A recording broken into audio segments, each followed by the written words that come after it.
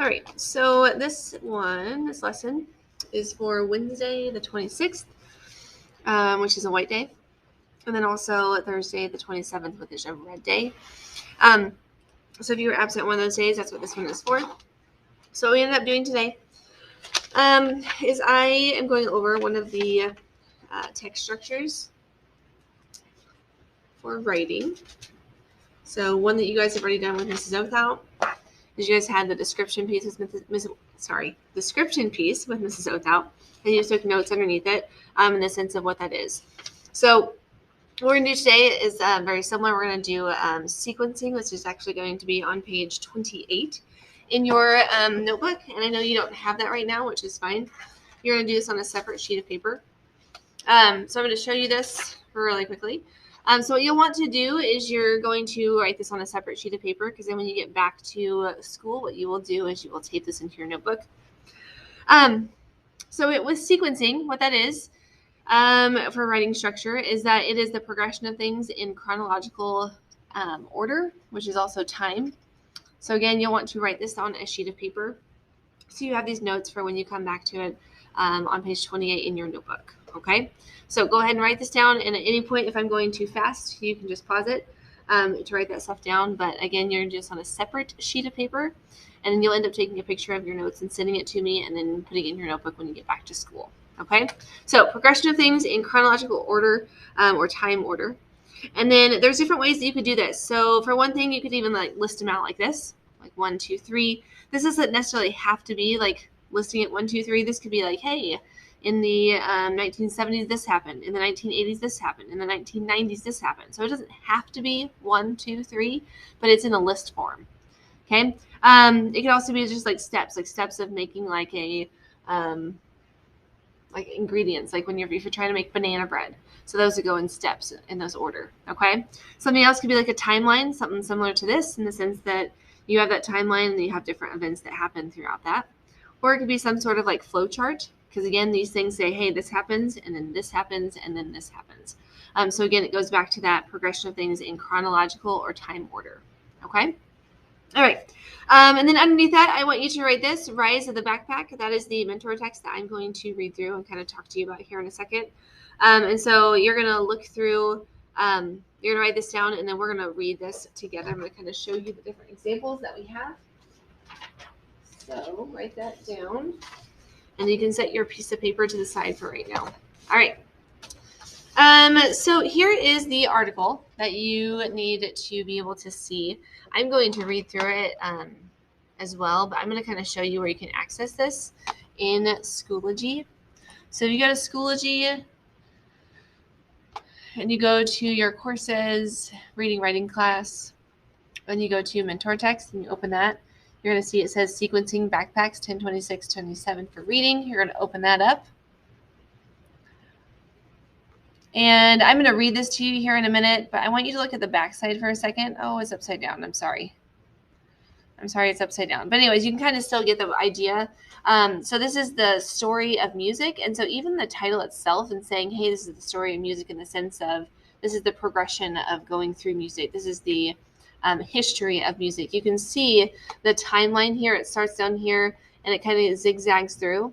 So it's kind of a fun, different timeline, in the sense that it's not just straight, but it goes through different sections. So anyway, that's just kind of interesting. Again, I'm sorry it's upside down.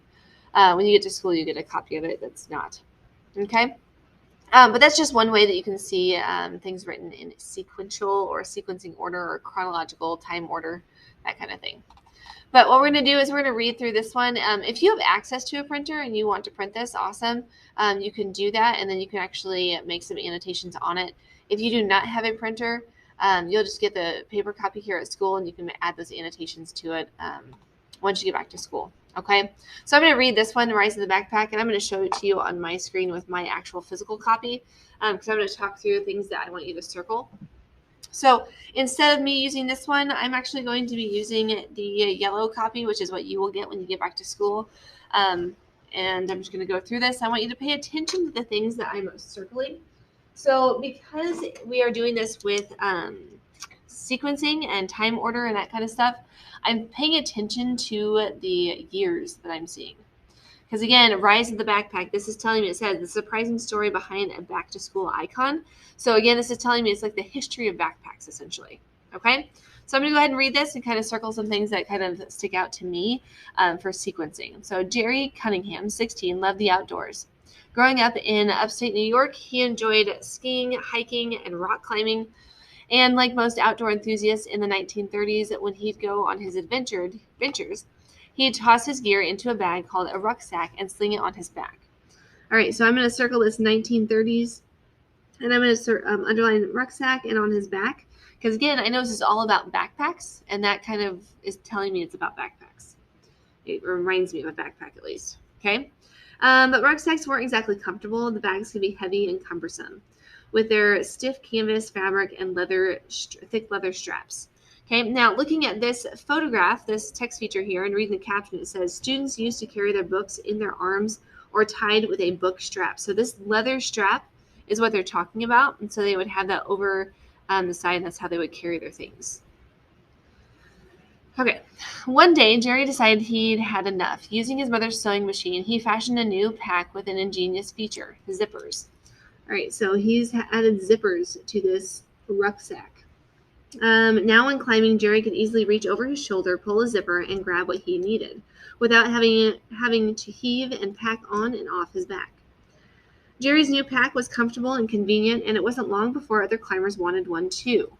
In 1946, again I'm circling time, he and his wife started their own business selling his backpacks, or Jerry's. So here's the backpacks, or Jerry's is what they called them.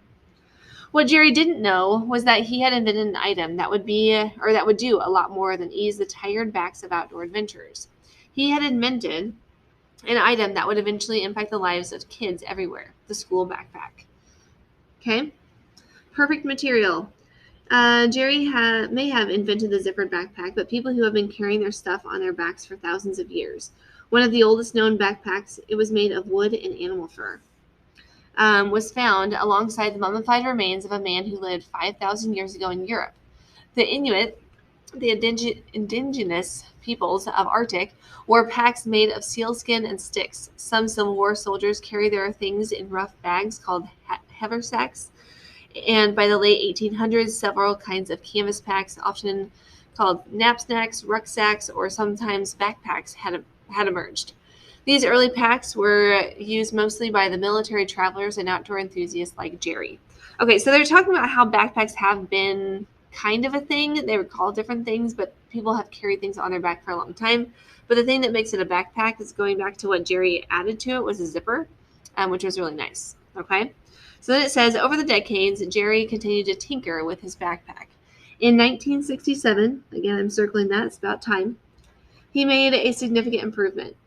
Instead of canvas, he began using a fabric called nylon.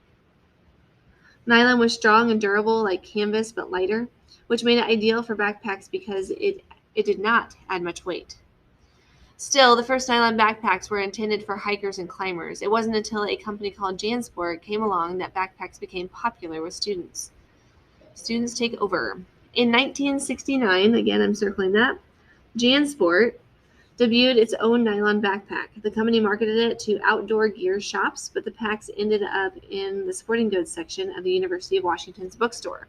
The backpacks became top sellers, but not for camping trips. Like most kids at the time, UW students hauled their textbooks around in their arms, but the frequent rain in Seattle meant their books were always getting wet. JanSport's backpacks kept them dry. So JanSport's backpacks, some of you actually probably have these at your house.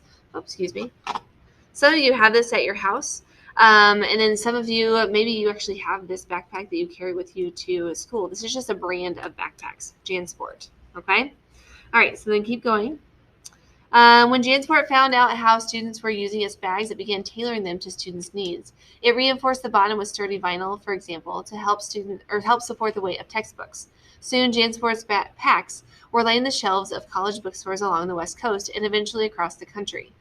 Companies on the East Coast, like LL Bean, began selling their own styles, and within a decade, students of all ages were using backpacks. Part of life. By the late 1980s, backpacks had become an indispensable part of the American student's life and identity. After all, there were endless ways to make a backpack your own.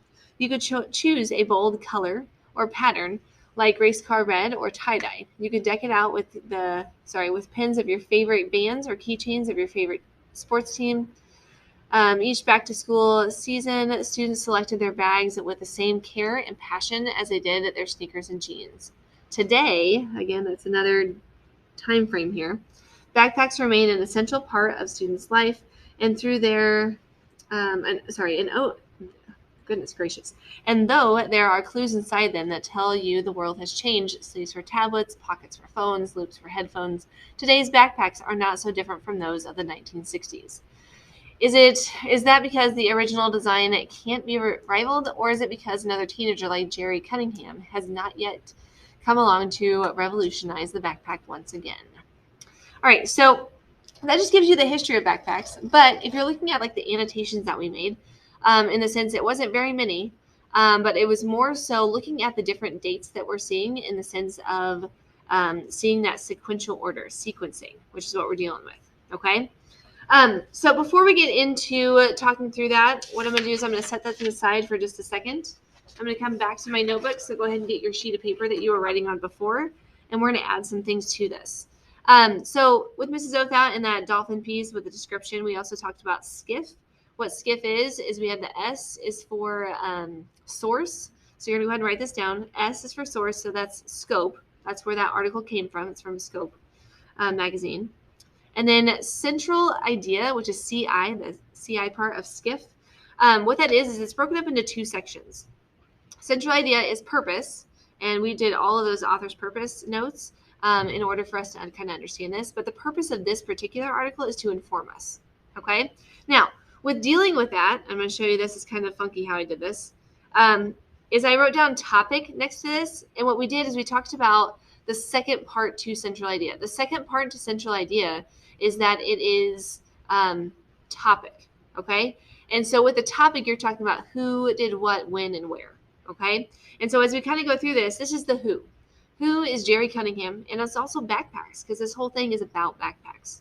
The what is it's the history of backpacks. And then the where and when is globally, and then 1930s to now, okay? So if I think about how central idea is set up, I want to have the purpose, but then I also want to have the topic of who, what, where, and when. So make sure you have that written down on that sheet of paper, because again, you're going to want to understand what SCIF is in the sense of breaking apart that central idea. Okay? Again, if I'm going too fast, you need to just pause. That's fine. You can come back to me. All right, the next one, the F, the first F is going to be for format.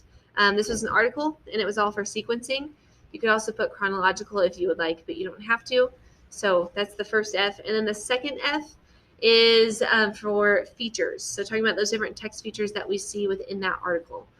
So if you needed to, you can go back and look at the different things, what we had on there. But like there's all sorts of different types of text features that you see within this article.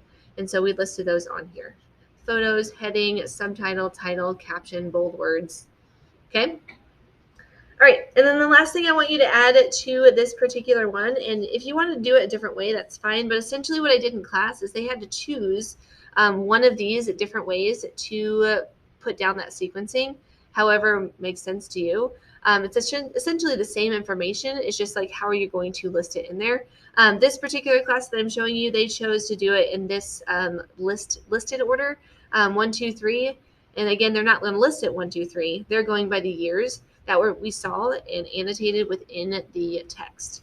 Okay, so underneath, they ended up writing this. So the first the first year that we saw were the 1930s. So we just put down Jerry, rucksack on back, and zippers, because that's what happened in the 1930s with the backpack. Okay, then the next year that we saw was 1946. And what happened there was that Jerry started a business.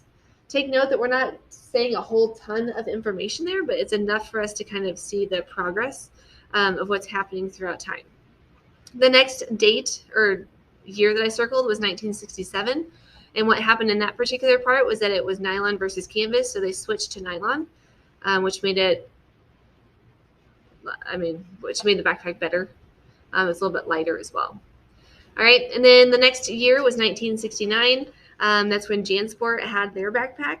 And so that's when students started taking over in that sense, and the fact of oh, these backpacks are not just meant for outdoorsy things. This is used for students all around the world. And then the 1980s, all students have backpack, and that there's choices. You can have the choice of what color, what you can add on to it in the sense of giving that your own personality to your backpack. And then the last one that we circled was like today or now, and it's still using backpacks today. So those are just how we kind of listed it out. And yes, I want you to make sure that you write that down because that's going to be a good resource for you when you come back to trying to create and do things in Mrs. Othal and my classroom. Okay. So what I need for you to do is I need for you to take a picture of the notes that you just took, and you're going to send that to me. And then when you get back to school, you can take that and tape it onto page 28. So again, make sure that you take a picture of it so I can see it. And I know that you did it. Otherwise, that's all I really have for you today. That's all I got. Okay. So again, though, if you did print this out because you had access to a printer, awesome. You could have made those annotations same like I did. If you didn't have access to it, you need to make sure to get a copy of the yellow one when you get back to class. So that way we can also tape that onto page 28 in your notebook. Okay. All right. Awesome. Thank you.